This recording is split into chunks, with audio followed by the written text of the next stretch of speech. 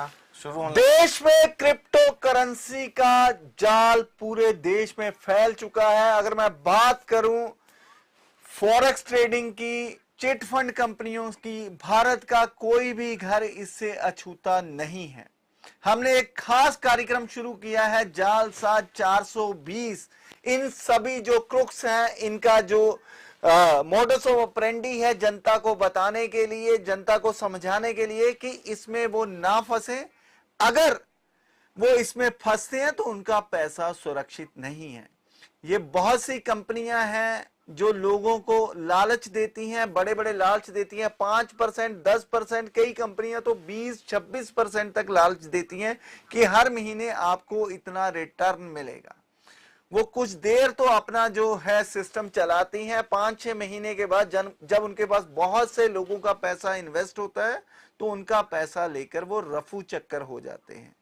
तो बाद में जो लोग होते हैं, पीड़ित लोग होते हैं, पुलिस स्टेशन और आला अधिकारियों के चक्कर काटते रहते हैं। उनको ये समझ ही नहीं आता कि वो अब जाए कहां। लालच में फंसते हैं। लालच में फंसने के बाद जो उनकी खुद की भी पूंजी होती है, वो पूंजी भी जो है लोगों के पास, ऐसे लोगों के पास गवा देते हैं। मेरे साथ इस तमाम जानकारी के लिए मौजूद है स्टूडियो में प्रहलाद संगेलिया, मेरे सहयोगी हैं, और मेरे साथ जो है हमारे हरियाणा के assistant bureau chief Ashwini ji भी जुड़े हुए हैं। हरियाणा अंबाला से हमारे कोऑर्डिनेटर जगदीप जी जुड़े हुए हैं, और जो है रोहतक से हमारे साथ विकास जी जुड़े हुए हैं इस तमाम जानकारी के लिए। दर्शकों, ताजा मामला जो आज आया है वो मिनाती मेटावर्स का है। मिनाती मेटावर्स एक ऐसी कंपनी है जो फिलहाल में लोगों के अरबों रुपए इकट्ठे कर चुकी है और क्रिप्टो करेंसी के नाम पर एक टोकन चलाते हैं, मिनाती टोकन। वो टोकन में लोगों का भारी भरकम पैसा जो है लोगों से निवेश लेते हैं और उनको एक अच्छी खासी रिटर्न की जो है बात करते हैं। तो सबसे पहले मैं जोड़ना चाहूंगा विकास जी को, जो रोहतक से हैं। रोहतक से ही इस कंपनी का सारा तमाम जो है काम चल रहा है। तो विकास जी से जानने का प्रयास करूंगा। तो विकास जी, क्या हो रहा है, क्या चल रहा है रोहतक में? मैं बताना चाहूंगा कि चंद दिनों पहले रोहतक के अंदर जो है प्रोग्राम का आयोजन किया गया था, जिसमें कई आला अधिकारी पहुंचे थे और उसमें बड़े बड़े गिफ्ट भी दिए गए थे। यहाँ तक कि गाड़ियां देने तक की बात आई थी जी। और यहाँ पे जो एक कंपनी चली हुई है मिनाटी, इस तरह ड्रीमलैंड मेटा, इन्होंने जो है इसके दो पार्टनर बताए गए हैं, जगदीश जैन और कपिल देव, जिन्होंने रोहतक जिले के महम के अंदर जो है अपना ऑफिस खोला है। जी। जो है कि पिछले महीने ही उसको रजिस्टर्ड कराया है और काफी संख्या में जो है यहाँ पे लोगों को जोड़ने लग रहे हैं और पोशाक का जो ये सिस्टम है ये चल रहा है जी। यहाँ तक कि इन्होंने जो अपनी एड दी है, यहाँ तक के लोकल पेपरों में भी इन्होंने अपनी एड दे रखी है और अपना जाल पूरी तरह फैला चुकी है। तो विकास जी, सरकारें तो ऐसी जो स्कीमें चलती हैं उस पर रोक लगाती हैं। वो कहते हैं कि क्रिप्टो जो है वो वैलिड नहीं है भारत में, फिर भी लोग कैसे निवेश कर देते हैं ऐसी कंपनियों में? लोगों को बड़े बड़े लुभावने वादे देते हैं जी। इस तरह के प्रलोभन में है जो आम जनता फंस चुकी है। आज के लोग, गरीब लोग पैसे कमाने के जरिए घूमते रहते हैं और इस तरह के लुभावने वादे ये ऐसे ऐसे माइंड को ब्लॉक कर देते कि ऐसे ऐसे लुभावने वादे दे देते कि 10% होगा, 8% होगा, 12% होगा, इतनी डबल कर देंगे आपकी पेमेंट। तो इस तरह लोग फंसते जा रहे हैं और ऐसा ही ये जो नजारा है रोहतक जिले के महम में भी शुरू हो चुका है। जी। तो रोहतक में जो मिनाती टोकन चल रहा है वो लोगों को एक मुश्त पहले तो 10% कमीशन देने की बात कर रहा है और बाकी 10% जो है वो जो उनकी अपलाइन होती है, क्योंकि एमएलएम के माध्यम से ये स्कीम चल रही है, तो ऊपर जो है अपलाइन होती है उसमें जो है वो बांट दिया जाता है।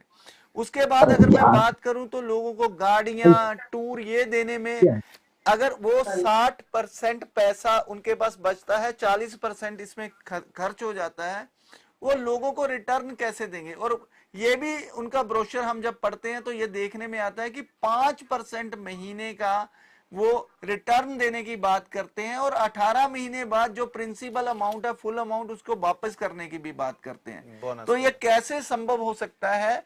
इतनी भारी भरकम रिटर्न कैसे दी जा सकती है विकास जी? तो रिटर्न देने की बात तो ये है, देखिए पहले भी इसी तरह की कई कंपनियां आ चुकी हैं और लोगों के साथ धोखाधड़ी हो चुकी है। ये लोग काफी समय तक जो इन्वेस्टमेंट करवाते रहते हैं, पैसा इकट्ठा होता है, उसके बाद रफू चक्कर हो जाते हैं। फिर जो आम पब्लिक है, जो लोग लुट चुके हैं, ये पुलिस के आला अधिकारियों के ऑफिस के थाना चक्कर काटते रहते हैं। जी, तो प्रहलाद जी, मैं आपसे ये जानना चाहता हूं कि कैसे ये सिस्टम बनाते हैं, लोग कैसे फंसते हैं इसमें। देखिए गाजरी साहब, सबसे पहले कि लोगों तक अपनी जो ये पॉलिसीज या जिस तरीके से लोगों को लालच देना होता है, पहले तो वो तैयार करते हैं। और इस तरह की एक नहीं दो नहीं सैकड़ों ऐसी कंपनीज हैं जिनकी तरफ से फ्रॉड भी किया गया है, जिनकी तरफ से भोले भाले लोगों को ठगा भी गया है, और जिनके मालिक इस समय विदेशों में बैठे हैं या जेल की सलाखों के पीछे बैठे हैं।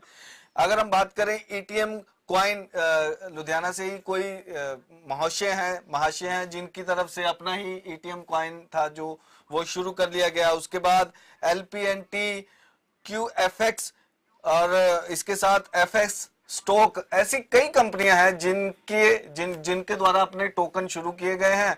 क्रिप्टो में अपने पैसे लगाते हैं लोग, और जब पैसा इकट्ठा होता है लोगों का, करोड़ों रुपया, अरबों रुपया है जो वो लेकर वो फरार हो जाते हैं, उनके मालिक फरार हो जाते हैं। तो इन पर लगाम लगाने के लिए कई बार जो है शिकायतें भी मिलती हैं, जब लोग अपने आप को ठगा हुआ महसूस करते हैं, जब उन्हें पता चलता है कि उनकी जो पूरी जिंदगी की कमाई है, जो उनके खून पसीने की कमाई है, वो अब लुट चुकी है। एक किस्म से यही बोलेंगे कि हम लुट चुकी है, वो लेकर फरार हो गए हैं। क्योंकि ये ऐसे लोग हैं जो दिन दिहाड़े और कहकर लूटने वाले लोग हैं। ये कोई वो समय नहीं रह गया जब डाका मारते थे, चोरियां करते थे। अब तो ये शरेआम जो पब्लिक प्लेटफॉर्म पर आकर लोगों के साथ जो लूटपाट करते हुए दिखाई दे रहे हैं, और इनसे अवेयर रहने की बहुत ज्यादा जरूरत है। अगर यहाँ पर हम बात करें QFX, गाजरी साहब, QFX के ऊपर तो हिमाचल गवर्नमेंट द्वारा जो है वो हेल्पलाइन नंबर भी जारी किया गया है, और लोगों से ये अपील की जा रही है कि जो पीड़ित हैं या क्योंकि इनके जो मालिक हैं, इनके जो ऑनर हैं, उनको पुलिस द्वारा गिरफ्तार कर लिया गया। और सबसे बड़ी बात यह है कि कई दिनों की, कई महीनों की मुशक्कत के बाद 25 करोड़ रुपए रिकवरी भी की है। तो ऐसे प्रहलाद जी जो हमारे साथ हरियाणा के ब्यूरो भी जुड़े हुए हैं, अश्विनी जी, तो अश्विनी जी आपकी अक्सर जो आपके संज्ञान में ये ऐसे मामले आते रहते होंगे कि बहुत से लोग जो है ठगी का शिकार होते रहते हैं, तो तब उनका क्या मानना होता है कि वो ऐसी ठगी का शिकार क्यों बन गए, कैसे बन गए, कुछ बताएंगे इसके बारे में। जी, मैं सबसे पहले तो आपको चिट फंड कंपनी के बैकग्राउंड के बारे में, चिट फंड कंपनी बजट का एक ऐसा तरीका है जो लोगों को कर्ज उपलब्ध कराने के साथ साथ उनके बजट पर मोटा रिटर्न देने का झांसा देकर भोले वाले लोगों को फंसाते हैं। और इसकी एवज में वे कहीं ना कहीं बेरोजगार बच्चों की एक फौज को अपनी कंपनी में रोजगार देने के तरीकों से लोगों के बीच में भेजते हैं, और इस चिट फंड कंपनी की पॉलिसीज के बारे में बताते हैं। उनके द्वारा जो ये पूरे का पूरा जाल बुना जाता है, बनाया गया है, उनके बारे में लोगों को लुभावनी बातें कर करके उनसे इन्वेस्ट करवाया जाता है। और ताजा मामला अब रोहतक की बेस कंपनी है मनाटी मेटावर्स, जिसके बारे में बताना चाहूंगा कि ये अब रोहतक में भोले भाले लोगों को फंसा रहे हैं।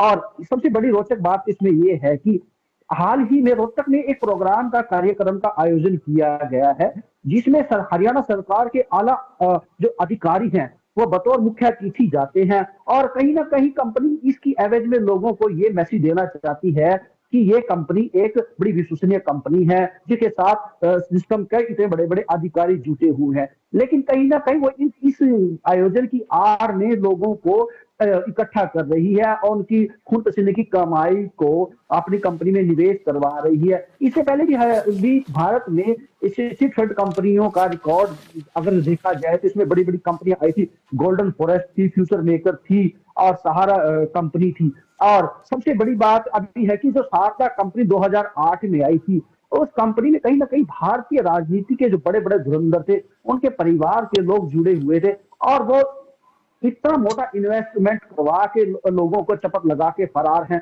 लेकिन लोग आज भी न्याय की गुहार लगा रहे हैं, उनको रिटर्न नहीं मिला है। इसी तरह सहारा कंपनी की बात की जाए, सहारा कंपनी में भी जो निवेशक हैं आज बुरी तरह आंसू रो रहे हैं, क्योंकि वो न्याय की गुहार लगाते लगाते थक कर टूट कर बैठ गए हैं, लेकिन अभी तक उनको उनके खून पसीने की कमाई नहीं मिली है। आपको तो मैं बताना चाहूंगा अश्विनी जी, जो पर्ल का स्कैम हुआ था उसके लिए लोडा कमीशन बना था, जो गोल्डन फॉरेस्ट का स्कैम हुआ था उसके लिए भी कमीशन बना था, कि लोगों से कहा गया था कि आपके पैसे सुरक्षित हैं, पर लोगों की जिंदगियां बीत गई, लोगों ने अपने बच्चों की पढ़ाई के लिए, शादियों के लिए जो पैसे थे उन कंपनियों में लगाए थे कि जब उनको रिटर्न मिलेगी तो अपने बच्चों की शादियां करेंगे, उनका करियर बनाएंगे। तो ऐसे में जब वो पैसे लुट जाते हैं, वो उनको पैसे मिलते नहीं हैं, और ये लोग जो क्रुक्स, मैं तो इनको क्रुक्स ही बोलूंगा, ये ठग लोग जो हैं लोगों का पैसा लेकर भाग जाते हैं, तो लोगों पर क्या बीतती है? जी बिल्कुल, कहीं ना कहीं लोग अपने आप को मजबूर और लाचार समझते हैं और वो न्याय के लिए दर दर भटकते हैं। कोर्ट से लेके आला अधिकारियों की चौखट तक हर रोज अपने इस दुख के बारे में बताते हैं, लेकिन उनको सिर्फ वहां आश्वासन के अलावा कुछ नहीं मिलता है, क्योंकि उनकी खून पसीने की कमाई को ठग कर कंपनियां लगभग फरार हो जाती है। आपको मैं बताना चाहूंगी, वर्ष 2022 में भी मनोहर लाल की अगुवाई में मंत्रिमंडल की बैठक में ये कानून बनाया गया था और हरियाणा विधानसभा में भी इस कानून को पास किया गया था कि चिट फंड कंपनियां हरियाणा में किसी तरह की व्यापार नहीं करेंगी। अगर जो इस तरह का व्यापार करेंगी तो वो पूरी तरह से प्रतिबंधित होगा। लेकिन हैरान की बात है कि पुलिस के आला अधिकारी और जुडिशरी से जुड़े लोग इस प्रोग्राम में जाते हैं और इस प्रोग्राम की शोभा बढ़ाते हैं, जिसकी एवज में कहीं ना कहीं कंपनी फिर भोले भाले लोगों को अपना मोटा शिकार बना रही है।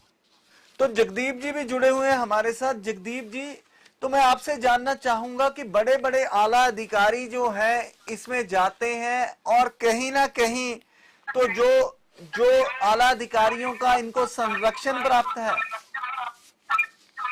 देखिए, जो आला अधिकारी जाते हैं उनका संरक्षण तो हम नहीं कह सकते, वो भी इस चीज से अनजान होते हैं कि ये उनको बुलाया गया है किसी वो एक फंक्शन के लिए, चीफ गेस्ट के लिए बन के जाते हैं, उनको इसकी जानकारी नहीं होती, इसलिए वो चले जाते हैं।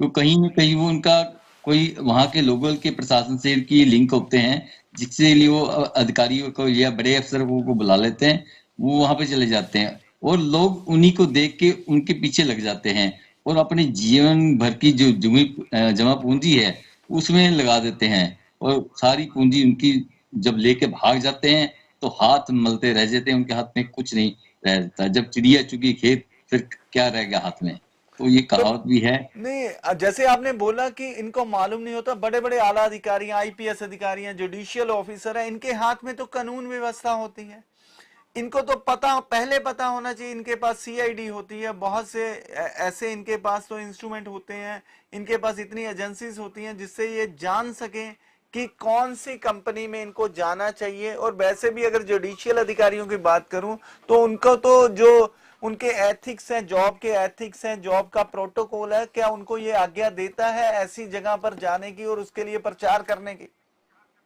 नहीं, देखिए, उनको कोई भी ऐसा प्रोटोकॉल नहीं है वहां जाने का। ये एक आपसी उनकी तालमेल होती है, वो अधिकारिक तौर पे नहीं जाते, कि निजी तौर पे वहां जाते हैं। ये तो बात सारी है। जब वो जाते हैं ना तो उनकी तस्वीरों का इस्तेमाल किया जाता है। देखिए, हमारे कार्यक्रम में ये फलाने जज साहब आए हैं, फलाने आईपीएस ऑफिसर आए हैं, पीपीएस ऑफिसर आए हैं, तो उनकी तस्वीरें दिखाकर जो जनता को भ्रमित किया जाता है। तो उसके बाद भी ये आला अधिकारी जो होते हैं उनके खिलाफ कोई कार्यवाही नहीं करते, जब उनके नोटिस में भी ये मामला आ जाता है कि उनके जाने से ये लोगों से जो इन्वेस्टमेंट है वो फ्लोट कर रहे हैं, उसके बाद भी वो उनको रोकने का कोई प्रयास नहीं करते। तो ऐसे अधिकारियों के खिलाफ सरकार को क्या एक्शन लेना चाहिए? देखिए, पहले तो जो अधिकारी वहां पे जा रहे हैं, निजी तौर पे भी जा रहे हैं, उनको पहले देखना चाहिए कि मैं किस कार्यक्रम में जा रहा हूं और इसका असर कहां तक जाएगा। जी, ये पहले देखना चाहिए, उसकी पहले इन्वेस्टमेंट करनी चाहिए, उसकी जांच करनी चाहिए, मैं क्या प्रोग्राम है और किस लिए जा रहा हूं, उसकी जांच करके वहां जाएं। दूसरी बात है कि सरकार के को भी इसके ऊपर एक्शन लेना चाहिए। अगर कल को कोई ऐसे उच्च अधिकारी ऐसे कार्यक्रम में जाएं तो उन पर अगर कड़ी कार्रवाई जी, तो आगे से कोई अधिकारी वहां पे नहीं जाएगा और लोग जागरूक हो जाएंगे। तो जैसे मेरे सहयोगी अश्विनी जी ने बताया है कि बड़ी बड़ी कंपनियां, फॉरेस्ट जो कंपनी थी यहाँ पे यहाँ पे अम्बाला के अंदर बहुत मशहूर हुई थी अपने समय में, उनके जो मालिक हैं वो जेलों में सड़कर मर गए हैं, लेकिन आज तक किसी को उसका मुआवजे का 1 रुपया नहीं मिला। और हमारा अम्बाला के अंदर भी ऐसी .net नाम की एक वेबसाइट बनाकर नकली करेंसी बना ली गई और करोड़ों रुपए लोगों से लूट लिए गए। विकास कालड़ा के नाम से यहाँ से हमारे व्यक्ति हैं, उन्होंने यहाँ बनाई थी कंपनी, और जब लोग बाद में लुट गए तो फिर बाद में परेशानी हो गई, तो लोगों ने शिकायत की। उसमें कुछ यहाँ के बड़े ओहदे वाले लोग भी शामिल थे, तब जाके कार्रवाई हुई। आम लोगों की सुनवाई कहाँ होती है जी। तो विकास जी, रोहतक में इतना बड़ा स्कैम शुरू हो जाता है और रोहतक में बड़े बड़े नेता लोग भी रहते हैं और बड़े पढ़े लिखे सूझवान लोग भी रहते हैं, तो हरियाणा को जो नंबर 1 होना चाहिए वो खेलों में होना चाहिए, शिक्षा में होना चाहिए। अब क्रिप्टो के फ्रॉड में भी हरियाणा नंबर 1 बनता जा रहा है। विकास जी, जी मैं बताना चाहूंगा सर कि पैसे कमाने की जो चाहत है ये लोगों को लगी हुई है और ऐसे ऐसे ठगों को मौका मिल जाता है जी। पैसे कमाने की चाहत है, ये इनको महंगी पड़ती है। ये खुलेआम तो लूट के ठेकेदार बैठे हैं, मैं तो इनको ठेकेदार ही कहूंगा सर, लूट के। अब ये रोहतक में भी शुरू हो चुका है जी। तो रोहतक के जो आला अधिकारी हैं, डिप्टी कमिश्नर होंगे, वहां पे पुलिस ऑफिसर होंगे, कमिश्नर होंगे या एसपी होंगे, उन अधिकारियों के संज्ञान में ऐसे मामले नहीं है सर। अब ये क्या कहें, ऐसी बात है कि इन्होंने जो चंद दिनों पहले ही प्रोग्राम जो आयोजन किया था जिस प्रोग्राम का, उसमें कई बड़े आला अधिकारी भी पहुंचे थे जी।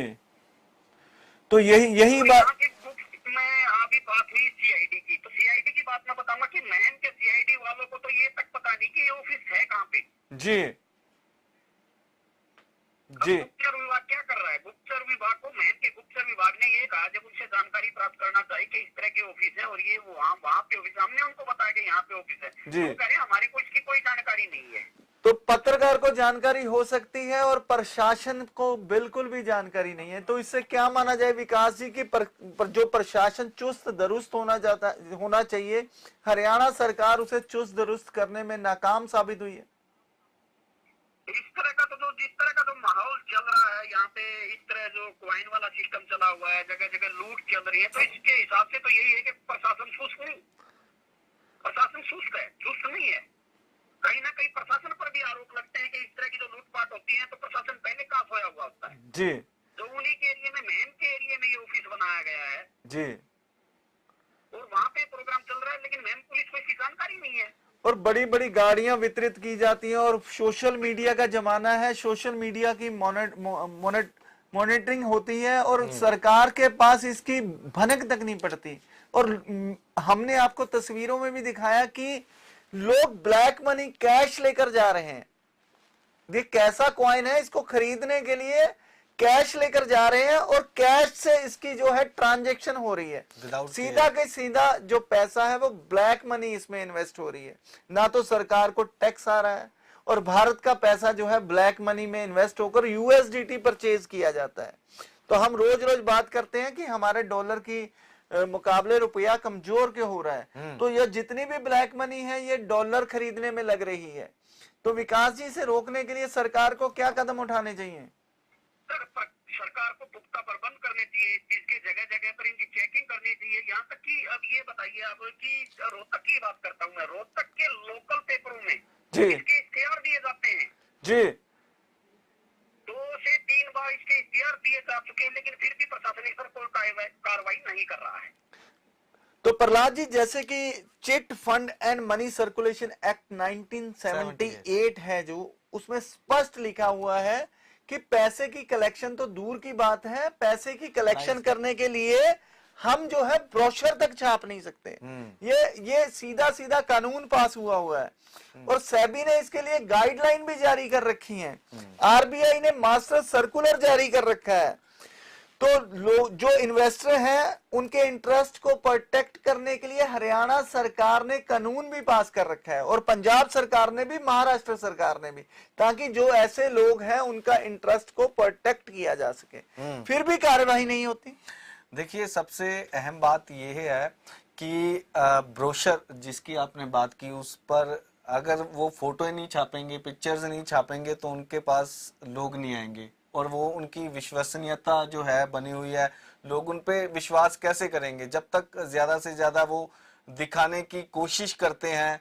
जब वो बड़े बड़े जो प्रोमिनेंट पर्सनैलिटीज हैं, जो बड़े बड़े ब्यूरोक्रेट्स हैं, उनके जो नाम अपने ब्रोशर्स में, उनकी पिक्चर्स अपने ब्रोशर्स में छापते हैं, तो उनके बाद उनको कहीं ना कहीं लोगों को समझाने की जरूरत नहीं पड़ती। मकर जाल, इसी को हमने जालसाज का एक नाम दिया है कि मकर जाल, ये जो हमारे जो बैकग्राउंड पर आप देख रहे हैं कि मकड़ी को जो जाल में कैसे फंसा हुआ है ना बनाती है, वैसे ही ये लोगों को अपने जाल में फंसाते हैं। और ये सिर्फ दुर्गेश जी, ये सिर्फ ना तो हरियाणा में है, ना सिर्फ हरियाणा में, पंजाब में, बल्कि पूरे हिंदुस्तान में ऐसे कई जो कंपनीज हैं, या जो ऐसे कई जो क्रिप्टो करेंसीज के साथ रिलेटेड कंपनीज हैं, वो चल रही हैं। अगर हम बात करें तो LPNT जो टोकन है, इसने ही 50,000 करोड़ रुपए का लोगों के साथ ठगी कर, इनके जो मालिक हैं वो दुबई में जाकर बैठ गए हैं, और उन्हें पकड़े तो पकड़े कौन? हिंदुस्तान की गवर्नमेंट तो कानून भी पास किया है, और जैसे कि आपने बताया कि RBI द्वारा सर्कुलेशन भी जारी की, सर्कुलर जारी किया हुआ है। तो प्रहलाद जी, जो ये मेरे को पता लगा है कि मेरे जो खुफिया सूत्र है उन्होंने बताया कि अकेले जीरकपुर में 5,000 से ज्यादा जो है क्वाइन अकेले जीरकपुर में चल रहे हैं। तो जीरकपुर चंडीगढ़ से सटा हुआ है, पंजाब पुलिस का हेड ऑफिस भी वहां पे है, तो पूरी सरकार जो है वहां से मात्र 10 किलोमीटर की दूरी पर है, और जीरकपुर में 5,000 से ज्यादा जो कॉइन है वो चल रहे हैं। देखो, ये विडंबना है। पंजाब सरकार, जो कि अब भगवंत मान सरकार द्वारा इतने बड़े बड़े दावे किए जा रहे हैं, इतने बड़े बड़े वादे किए जा रहे हैं, लोगों का पैसा लोगों पर लगाने की उनके द्वारा बात की कही जा रही है कि टैक्स के जरिए जो पैसा आता है वो हम लोगों पर ही लगाएंगे, पर इतने बड़े मगरमच्छ जो बिल्कुल उनसे कुछ ही दूरी पे 10 मिनट के रास्ते पर बैठे हुए हैं, जो लोगों के साथ ठगी कर इतने बड़ी अमाउंट में पैसा इकट्ठा कर रहे हैं, करोड़ों रुपए, अरबों रुपए इकट्ठा कर कर ये सिर्फ इसी फिराक में रहते हैं कि कब हमारे पास इतनी अमाउंट इकट्ठी हो, या तो ये कोई ना कोई सेटलमेंट कर लेते हैं, और या फिर ये विदेशों का रुख कर लेते हैं। और जो आम इंसान है, आम लोग हैं, वो पिसते रहते हैं, वो चक्कर काटते रहते हैं अपनी शिकायतें लेकर, चाहे कोर्ट की बात हो, तो चाहे पुलिस थाने की बात हो, और चाहे अधिकारियों से मिलने की बात हो। अच्छा अश्विनी जी,